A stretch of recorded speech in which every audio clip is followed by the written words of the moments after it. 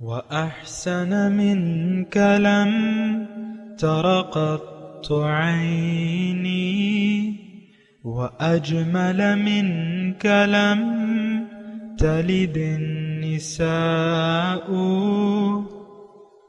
خلقت مبرأ من كل عيب خلقت مبرأ من كل عيب كأنك قد خلقت كما تشاء. كتاب أنزلناه إليك مبارك ليدبروا آياته وليتذكر أولو الألباب. یہ کتاب برکت والی ہے جسے ہم نے آپ کی طرف نازل فرمایا ہے تاکہ دانش مند لوگ اس کی آیتوں میں غور و فکر کریں اور نصیحت حاصل کریں. اللہم صلی علی سیدنا محمد وعلی آل سیدنا محمد بعدد کل ذرۃ مئۃ الف الف مرۃ.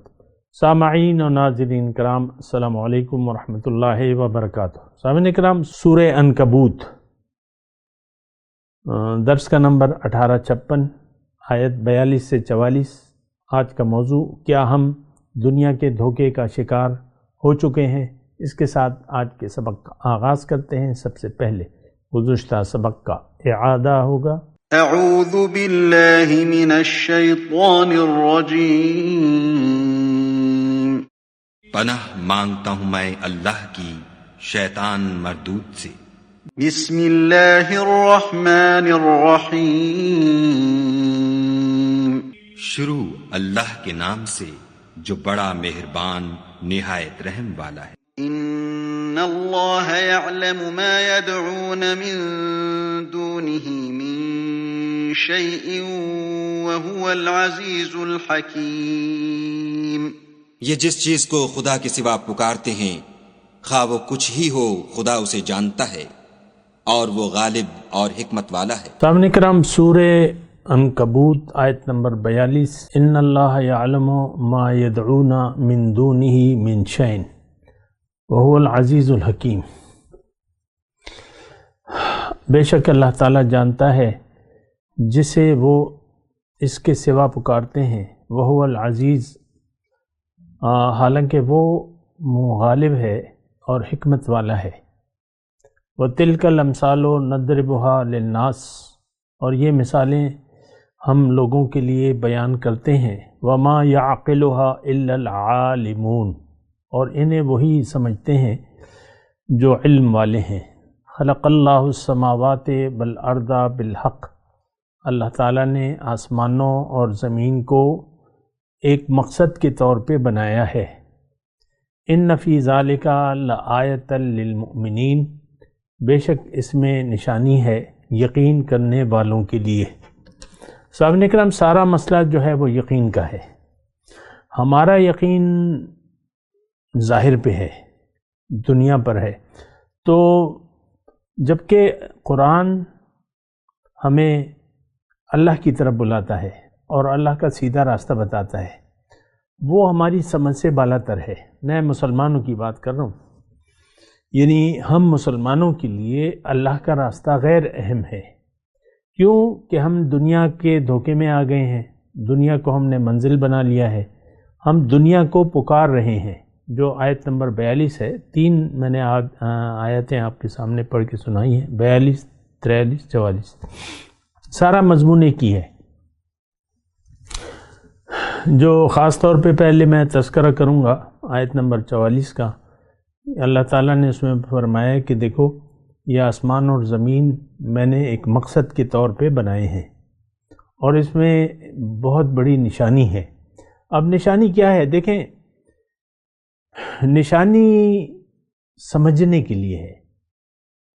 دیکھیں، نشانی دیکھ کر ہم پہچان جاتے ہیں.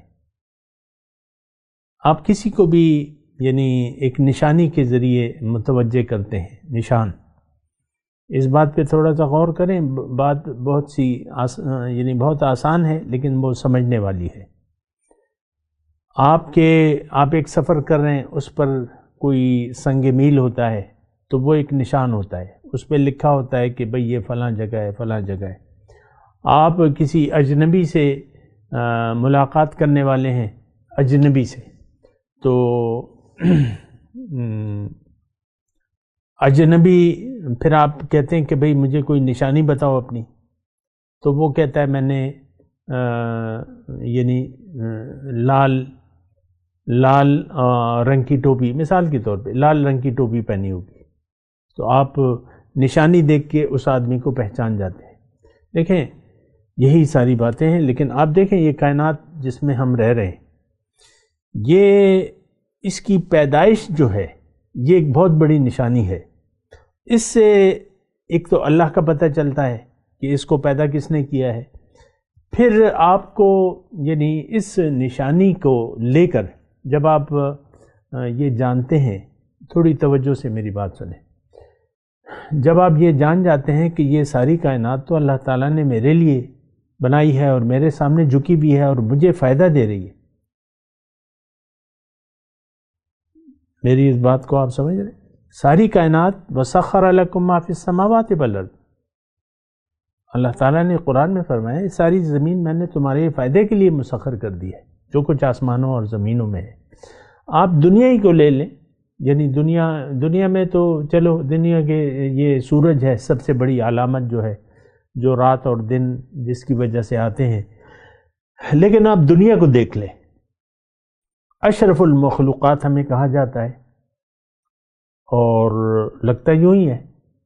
دیکھیں سمندر کی تہہ میں اور آسمانوں، خلا میں جانے والا صرف انسان ہے۔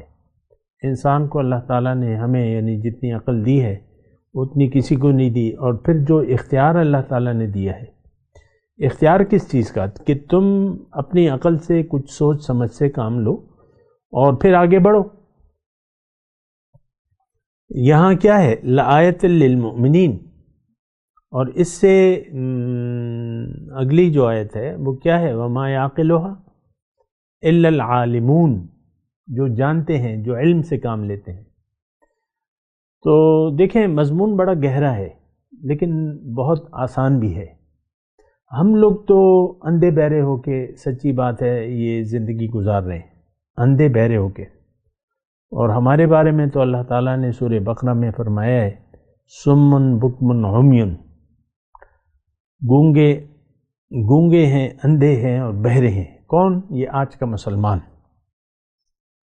دیکھیں میں واضح طور پہ آپ کو یہ بتا رہا ہوں، اور یہ باتیں آپ ذرا سوچ سمجھ سے کام لیں۔ ہم تو بغیر سوچے سمجھے ہمارا رخ جو ہے وہ دنیا کی طرف ہے۔ ہمارے ماں باپ نے، ہماری فطرت تو اسلام ہے، لیکن پھر ہمارے ماں باپ نے گمراہ کر دیا ہے اور دنیا کے راستے پر ڈال دیا ہے۔ اور وہ حدیث میں آپ کو سنانا چاہوں گا، کل مولود یولد علی فطرت الاسلام، ہر بچہ اسلام کی فطرت پر پیدا ہوتا ہے، پھر ماں باپ اس کو اپنے طریقے پر ڈال دیتے ہیں۔ جو بھی ماں باپ، یعنی ماں باپ جو اپنا یقین اس بچے کے اس میں ڈال دیتے ہیں۔ ابھی یعنی ایک دن پہلے کی بات ہے، میں اسلام آباد گیا تھا، اپنے کوئی رشتہ دار تھے ان سے ملنا تھا، اور کچھ میرے ساتھ فیملی، بچے، چھوٹے بچے، نواسے تھے۔ ایک نواسا ذرا بڑا تھا، تو وہ ہم بیٹھے ہوئے تھے، ایک کمرے میں بیٹھے ہوئے تھے، وہ جس کے میزبان بھی بیٹھا ہوا تھا وہ شادی شدہ آدمی تھا اور وہ نوجوان لڑکا تھا، تو وہ میرے نواسے سے بات کرنے لگا۔ وہ تقریباً 8-10 سال کا ہوگا، یعنی بات چیت کر سکتا تھا۔ تو خیر وہ یعنی اس لڑکے نے میرے نواسے سے پوچھا کہ بڑے ہو کے کیا بنو گے؟ اس نے کہا فوجی۔ اب یہ فوجی بننا یہ کس نے، یعنی دیکھیں بچہ اپنے ماں باپ اور پھر جو ہے جو اس کے ارد گرد جو لوگ ہوتے ہیں یا جو معاشرہ ہوتا ہے اس سے سبق لیتا ہے۔ اب فوجیوں کو ہم دیکھتے ہیں جس طرح بھی ہے، پھر اگر اس بچے کے جو بھی، جس نے بھی اس کے ذہن میں ڈالا، لیکن ہم نے اس کو گمراہ کر دیا۔ اللہ تعالیٰ نے انسان کو اس لیے پیدا کیا ہے کہ یہ اس کا بندہ بن جائے۔ یہ تصور میں تو چیلنج کے طور پہ کہتا ہوں کہ 1 کروڑ بچوں کو آپ اکٹھا کر لیں اور ان سے پوچھیں کہ بڑے ہو کے کیا بننا ہے تم نے، یعنی 10-12 سال کے بچے جو بھی ہیں۔ ہمارے یہاں تو آج مطلب یہ ہے کہ 5 سال کا بچہ بھی اپنا ایک ویژن رکھتا ہے یا جو بھی ہے، تو ایک بچہ بھی اس میں آپ کو یہ نہیں کہے گا کہ میں نے اللہ کا بندہ بننا ہے۔ ایک بندہ بھی یہ نہیں کہے۔ مجھے مسلمانوں کے بچے 1 کروڑ ہیں، اچھا میں یہ کہہ رہا ہوں، تو ثم ابواہ یحودانہ او ینصرانہ او یمجسانہ، پھر ماں باپ اس کو خوار کر دیتے ہیں۔ ہمیں بھی دیکھیں، ہمیں تو ہم جس گھر میں پیدا ہوئے ہیں، ہمارے والدین نے ہمیں دنیا کی پٹی پڑھائی ہے۔ یہ تو میں چیلنج کے طور پہ کہہ رہا ہوں بات، مطلب آپ اس کو جھٹلا نہیں سکتے۔ آپ یہ نہیں کہہ سکتے میرے ماں باپ نے تو مجھے کہا ہے کہ تم نے اللہ کا بندہ بننا ہے۔ بندہ بننا بہت بڑا اعزاز ہے۔ اگر کوئی اللہ کا بندہ بن گیا، یہ بہت بڑا اعزاز ہے۔ اور ہمارے حضور صلی اللہ علیہ وسلم کو اللہ تعالیٰ نے اگر قرآن میں کسی بڑے لقب سے یاد کیا ہے تو وہ بندے کا لقب ہے۔ مثال کے طور پہ سورہ اسراء میں سبحان الذی اسریٰ بعبدہ لیلا من المسجد الحرام الی المسجد الاقصی، پاک ہے وہ ذات جس نے سیر کرائی اپنے بندے کو۔ تو بندہ بننا بڑی چیز ہے، بڑا اعزاز ہے۔ اللہ کا بندہ، اللہ کا نائب، اللہ کا خلیفہ۔ یہ خلیفہ، یہ ضمنی بات ہے، خلیفہ بننے کی صلاحیت لے کے اللہ تعالیٰ نے ہمیں دنیا میں بھجوائے ہیں۔ اب وہ حاصل یعنی اس مقام تک کیسے پہنچیں گے، اللہ کا خلیفہ کیسے بنیں گے، کہ جب آپ اللہ کے بندے بن جائیں تو آپ اللہ کے خلیفہ ہوں گے۔ ہم ہیں نفس و شیطان کے بندے۔ اس بات کو میں کوئی خوشی سے تو نہیں کہہ رہا، نہ کوئی الزام لگا رہا ہوں۔ حقیقت یہ ہے کہ آج کا مسلمان ہوائے نفس کا بندہ ہے، خواہشات نفس کا بندہ ہے۔ آپ دیکھ لیں اپنی میں آپ پر کتنا حاوی ہے۔ بہرحال یہ جو آیت نمبر 44 ہے، خلق اللہ السماوات والارض بالحق ان فی ذالک لآیۃ للمؤمنین، اللہ تعالیٰ فرما رہے ہیں یہ آسمانوں اور زمین کو میں نے ایک مقصد کے لیے اے لوگوں پیدا کیا ہے، اور وہ مقصد میں ہوں، میرا، یعنی تم کو میں نے اپنے لیے بنایا ہے، اپنی ملاقات، اپنے دیدار اور اپنے تقرب کی کوشش کرنے کے لیے میں نے دنیا میں بھجوایا، یہی مقصد ہے۔ یہ بات ذرا نوٹ کر لیں۔ اصل میں تو لگا رہتا ہوں، لیکن میری باتیں عام طور پہ لوگ سنی انسنی کر دیتے ہیں۔ مجھے اس کا گلہ نہیں ہے، کیونکہ ایسا ہوتا چلا آیا ہے۔ نوح علیہ السلام نے 950 سال اپنی قوم کو اللہ کی طرف بلایا، لیکن قوم کو سمجھ میں تو نہیں آیا۔ 950 سال، میں تو اب سے اس وقت 35-40 سال کا اپنا زندگی کا وہ بیان کرتا ہوں نا، تو انہوں نے 950 سال تک وہ لگے رہے۔ ثم انی دعوت قومی لیلا ونہارا ثم انی دعوتہم جہارا واعلنت لہم واسررت لہم اسرارا، او کما قال۔ نوح علیہ السلام سورہ نوح میں آپ دیکھیں نا، ہر طریقے سے انہوں نے بلایا۔ میں بھی اور اللہ تعالیٰ نے بھی اس قرآن میں ہر طریقے سے وَلَقَدْ ضَرَبْنَا لِلنَّاسِ مِنْ كُلِّ مَثَلٍ، ایسی آیت ہے کہ ہر طریقے سے میں نے ان کو سمجھایا، کبھی تاجر کی زبان میں، کبھی کسان کی زبان میں، کبھی کیا یہ مثالیں آتی رہتی ہیں۔ وَتِلْكَ الْأَمْثَالُ، آیت نمبر 43 میں ہے نا، وَتِلْكَ الْأَمْثَالُ نَضْرِبُهَا لِلنَّاسِ، یہ مثالیں ہم بیان کرتے ہیں لوگوں کے لیے، لیکن اس کو تو کوئی سمجھتا نہیں ہے سوائے عالموں کے جو یعنی جو علم رکھتے ہیں۔ اب ہمارا علم تو محدود ہے ظاہر تک، دنیا ہی ہمارا مدعا ہے اور دنیا ہی ہمارے سامنے ہے، اور ہم آج کا مسلمان ظاہر کے لیے جی رہا ہے۔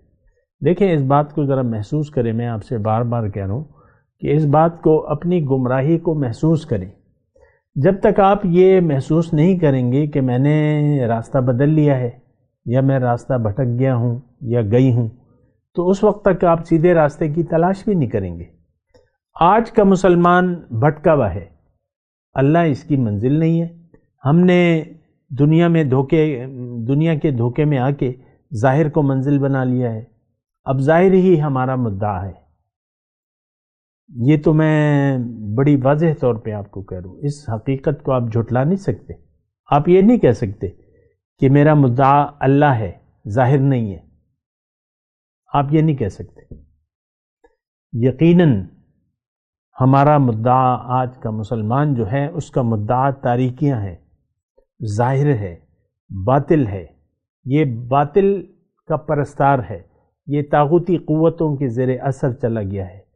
اللہ اب اس کی منزل نہیں رہی، قرآن کو اس نے پس پش ڈال دیا ہے۔ اب قرآن ہمارے لیے کتاب ہدایت نہیں ہے۔ تو مسئلہ جو ہے بہت زیادہ ٹیڑھا ہے، اور میں آپ کو کیا کہوں۔ اچھا، میں اپنے مضمون کی طرف آتا ہوں۔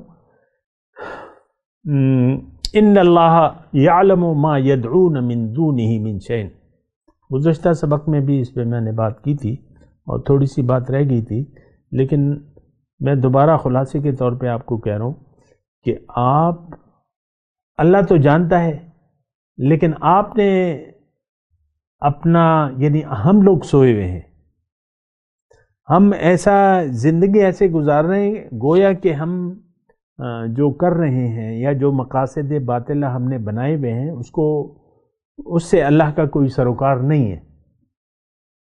عام طور پہ ہم جو زندگی گزار رہے ہیں، جو برے اعمال کر رہے ہیں، برے اعمال میں وہی مخصوص میں نے جو تشریح کی ہے وہ اس کو ذہن میں رکھیں، یعنی اللہ سے رخ موڑ کر، ظاہر کی طرف رخ کر جو بھی ہم زندگی گزار رہے ہیں، اس میں اللہ کو ہم حاضر ناظر نہیں جان رہے۔ اللہ چاہے راضی ہو یا ناراض ہو، اللہ کی رضا ہمارا مدعا نہیں ہے، یعنی ہمارے سامنے اس کی کوئی اہمیت نہیں ہے، اللہ کی رضاؤں کی۔ جبکہ مومن تو اللہ کی رضاؤں کے لیے اپنی زندگی کو وقف کر دیتا ہے۔ سورہ بقرہ میں ہے نا، وَمِنَ النَّاسِ مَن يَشْرِي نَفْسَهُ ابْتِغَاءَ مَرْضَاتِ اللَّهِ وَاللَّهُ رَءُوفٌ بِالْعِبَادِ، لوگوں میں سے بعض ایسے ہیں، میرے بندوں میں سے بعض ایسے ہیں جنہوں نے اپنے آپ کو بیچ دیا ہے اللہ کی رضاؤں کے لیے، اپنے آپ کو بیچ دیا ہے۔ تو ہم نے تو اللہ کو ناراضگی مول لے کر ہم دنیا کی زندگی گزار رہے ہیں۔ یہ جملہ میں دوبارہ کہتا ہوں، اس پہ آپ غور کیجئے اپنے اندر، کیا آپ ایسے نہیں ہیں؟ اللہ کی ناراضگی کو مول لے کر، یعنی اس کی پرواہ تو ہم کرتے نہیں ہیں کہ اللہ تعالیٰ میری جو زندگی ہے اس سے راضی ہے یا ناراض ہے۔ ہم ایک زندگی گزار رہے ہیں اپنے لیے جو ہوائے نفس پر مشتمل ہے، کھا لے پی لے جی لے، اور مائی لائف اور مائی سٹائل، یہ ہماری مرضی ہے زندگی کیسے گزاریں۔ یعنی دیکھیں، ہم یہ کہتے تو نہیں ہیں، لیکن ہم نے یہ فیصلہ کیا ہوا ہے کہ یہ میری زندگی ہے، میں نے زندگی گزارنی ہے۔ ابھی آج BBC پہ ایک آرٹیکل آیا تھا، ایک خبر تھی، مصر کی ایک لڑکی نے، 16-17 سال کی لڑکی ہوگی، کسی نے اس کو بلیک میل کیا یا جو کچھ بھی کیا، تو اس کی میں تفصیل نہیں میں جانا چاہتا، تو اس نے خودکشی کر لی اور اپنی امی کو خط لکھ کے گئی کہ اس میں میرا کوئی قصور نہیں ہے اور میں مزید نہیں جی سکتی۔ یہ مسلمان کون تھی؟ مسلمان تھی۔ بہت سے مسلمان خودکشیاں کر رہے ہیں، مسلمان خودکشیاں کر رہے ہیں، کیونکہ وہ زندگی کو اپنی زندگی کو اپنی ملکیت تصور کرتے ہیں، حالانکہ تو یہ جان اللہ کی ہے، اللہ نے ہمیں دی ہے، یہ امانت ہے۔ بہرحال میں اس پہ بات نہیں کر رہا، لیکن آپ دیکھ لیں کہ ہم دنیا تک محدود ہو گئے ہیں۔ دنیا کا مسئلہ ہمارے سامنے بہت بڑا مسئلہ ہے، اور آپ دیکھ لیں اپنی پریشانیوں کو، آپ کی پریشانیاں اور آپ کی خوشیاں دنیا تک محدود ہیں۔ آپ دیکھ لیں ایک نشہ ہے دنیا کا، بلا ہے نشہ دنیا، تو یہ ایک نشہ ہم پر طاری ہے ظاہر کا، اور ہم پر ظاہر سوار ہے، ہمارے دماغ پر ظاہر سوار ہے، آپ پر آپ کی میں سوار ہے۔ آپ دیکھ لیں گھر میں بیوی ہے اور اس کا میاں ہے، دونوں اپنی میں کو ایک دوسرے پر غالب کرنے کی کوشش کرتے ہیں، اپنی مرضی کو، بیوی اپنی مرضی کو غالب کرنے کی کوشش کرتی ہے، شوہر اپنی مرضی کو، پھر اس میں وہ کلیش آ جاتا ہے، اور عام طور پہ یہ لڑائی جھگڑے گھروں میں عام ہے۔ نان ایشوز کو ہم ایشو بنا لیتے ہیں، تم نے یہ کام کیوں کیا، تم نے یہ کام کیوں کیا، تم نے، شوہر یا بیوی یہ دونوں میں کے سحر میں گرفتار ہیں۔ لیکن میں میاں بیوی کی بات نہیں کر رہا، میں عام طور پہ دیکھ رہا ہوں، یعنی عام طور پہ مسلمان کی بات کر رہا ہوں، مرد ہو یا عورت، یہ اس پر یہ ایک تاریکی میں ہے، گہری تاریکی ہے، اور یہ اس کو یہ تاریکی کو ہم روشنی سمجھتے ہیں۔ روشنی تو قرآن ہے، اور میرے نبی کی جو اعمال ہیں وہ روشنی ہے، جو علم انہوں نے ہمیں دیا ہے وہ روشنی ہے، لیکن ہم نہ اللہ کی بات سننے کے لیے تیار ہیں، نہ اپنے نبی کی بات سننے کے لیے تیار ہیں۔ آپ دیکھ لیں اپنے رویوں کو، قرآن کو تو ہم نے چھوڑ دیا ہے، یعنی یہ بہت بڑی دلیل ہے میرے لیے اور ہم سب کے لیے کہ قرآن کے قریب آنے کے لیے ہم تیار نہیں ہیں۔ پھر قرآن کو ہم نے تفریقوں میں بانٹ دیا ہے۔ یہ مناظرے ہوتے ہیں، ملاؤں کے مناظرے اسلام جو ہوتے ہیں، وہ کیا مناظرے ہوتے ہیں؟ وہ یہی فقہی مسئلوں پر اور یہی یعنی نان ایشوز پر مناظرے کرتے رہتے ہیں، اور دونوں فریقین کے پاس قرآن ہوتا ہے اور حدیث کی کتابیں ہوتی ہیں، اپنے یعنی لیے انہوں نے قرآن اور حدیث کو وہ کر لیا ہے۔ یعنی دیکھیں نا، مطلب دو علماء ہیں اور دونوں مناظر اسلام ہیں، ایک فرقے کا ایک دوسرے کا، دونوں کے بغل میں قرآن و حدیث ہے، خود نہیں بدلتے، قرآن کو بدل دیتے۔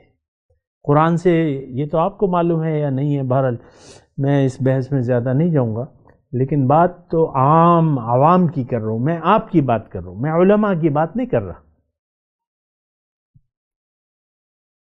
میں عوام کی بات کر رہا ہوں۔ ہم لوگ تاریکی میں ہیں، تاریکی میں رہنا چاہتے ہیں، ہم غیر کو پکار رہے ہیں، اور اللہ تعالیٰ جانتا ہے، ان اللہ یعلم ما یدعون من دونہ من شیء وہو العزیز الحکیم، اللہ غالب ہے، حکیم ہے۔ اب غالب کا مطلب میں نے آپ کو پہلے بھی بیان کیا، عزیز کا مطلب بے مثل غالب، ساری طاقت والا، ساری قوت ایک ہستی کے پاس ہے، لیکن ہم تو غیر کو پکار رہے ہیں۔ بتوں سے تجھ کو امیدیں، خدا سے نا امیدی، مجھے بتا تو صحیح، اور کافری کیا ہے؟ بتوں سے امیدیں لگا رکھی۔ وَتِلْكَ الْأَمْثَالُ نَضْرِبُهَا لِلنَّاسِ، اور یہ مثالیں ہم بیان کرتے ہیں لوگوں کے لیے،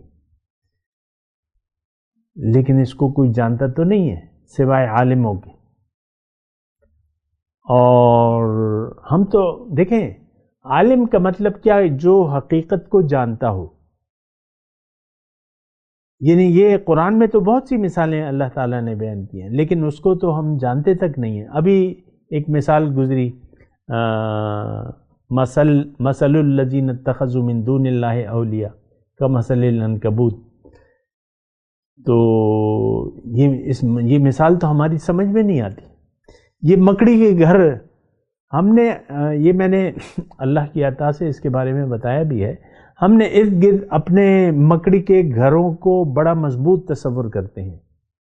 میرے پاس پیسہ ہے، میرے پاس کرسی ہے، اقتدار ہے، اور میں یہ سکل ہے میرے پاس، اور یہ ہے اور وہ ہے. یہ سارے مکڑی کے جالے ہیں. اللہ کا فیصلہ جب آئے گا آپ ٹھاٹ کے ٹھاٹ پڑے رہ جائیں گے. آپ کے سارے قوتیں فیل ہو جائیں گی ایک فیصلہ خدا بندی کے سامنے.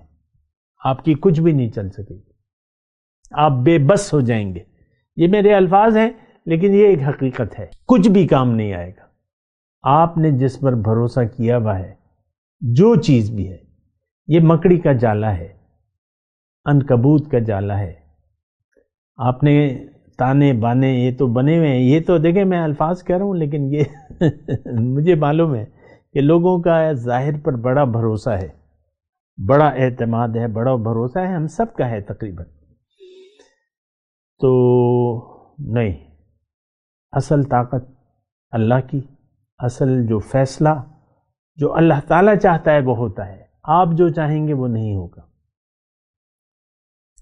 تو یہ مطلب یہ ہے کہ ایک ذات یعنی جو مقتدر ذات ہے اس کو تو آپ نے میدان سے نکال ہی دیا. وہ تو آپ کے خواب و خیال میں بھی نہیں ہے، نہ اس پر اعتماد ہے نہ بھروسہ ہے. بہرحال دیکھیں اللہ تعالیٰ فرما رہے ہیں نہیں، میں غالب ہوں، میں حکیم ہوں. تمہارے لیے جو بھی میرا فیصلہ ہے اس پر تم راضی ہو جاؤ، اسی میں حکمت ہے.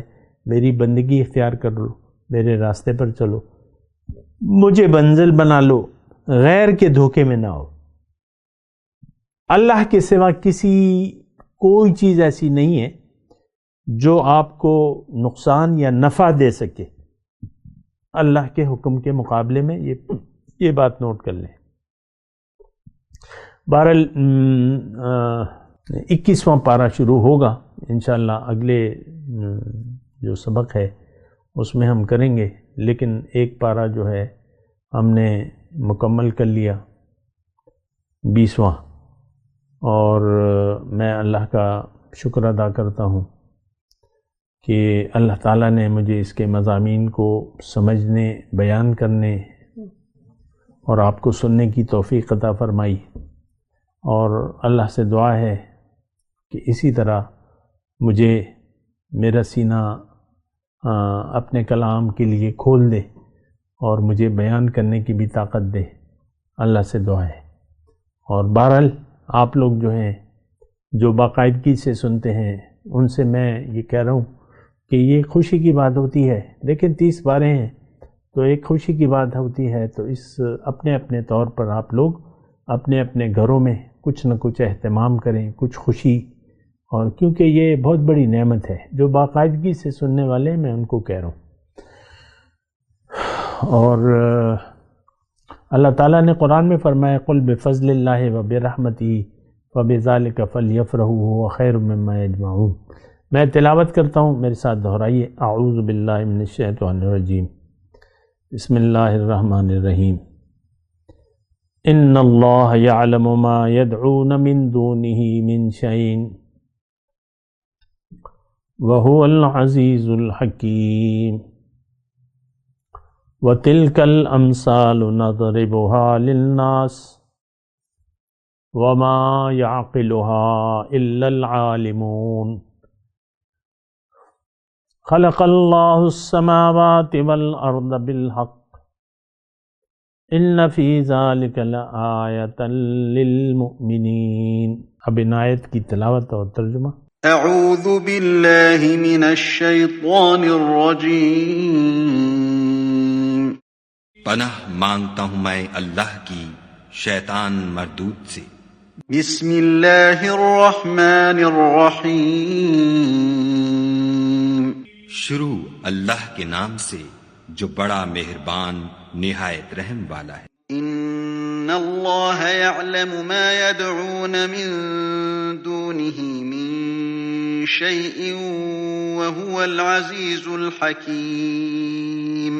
یہ جس چیز کو خدا کے سوا پکارتے ہیں خواہ وہ کچھ ہی ہو خدا اسے جانتا ہے اور وہ غالب اور حکمت والا ہے. وَتِلْكَ الْأَمْثَالُ نَضْرِبُهَا لِلنَّاسِ الناس وما يعقلها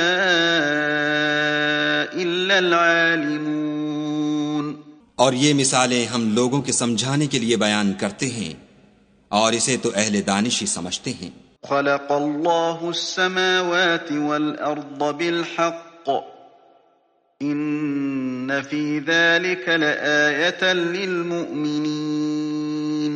خدا نے آسمانوں اور زمین کو حکمت کے ساتھ پیدا کیا ہے، کچھ شک نہیں کہ ایمان والوں کے لیے اس میں نشانی ہے. صدق اللہ العظیم.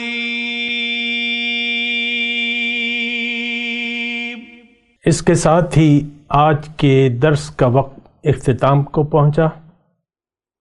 اگلے درس میں انشاءاللہ ملاقات ہوگی. وآخر دعوانا ان الحمدللہ رب العالمین. والسلام علیکم ورحمۃ اللہ وبرکاتہ. مولایا صلی وسلم دائما ابدا على حبیبک خیر الخلق کل